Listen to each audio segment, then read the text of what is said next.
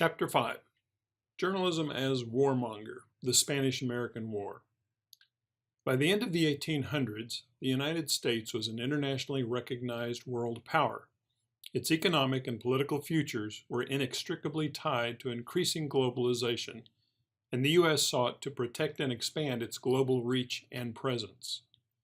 Some historians have referred to this as U.S. imperialism, somewhat akin to the country's westward expansion, after the travels of Lewis and Clark, who could be considered early journalists, of course, in the early 1800s showed Americans the wonders and resources within the continent.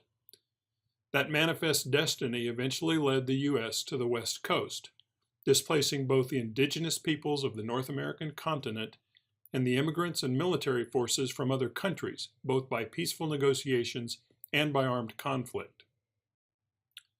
This process removed France and Spain from America, but the Spanish retained their control of Cuba and other islands in the Caribbean and the Pacific Ocean.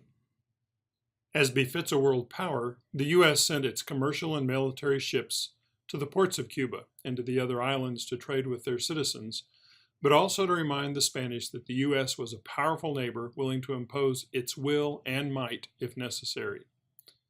In the late 1800s, this international display of power and imposed presence collided with one of the biggest circulation wars in the history of American journalism, and the result was an actual war, the Spanish-American War.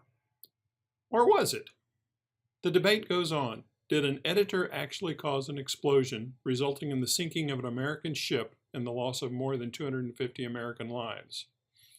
Read Chapter 5 and review the chapter notes to find out if American journalism really did become a warmonger.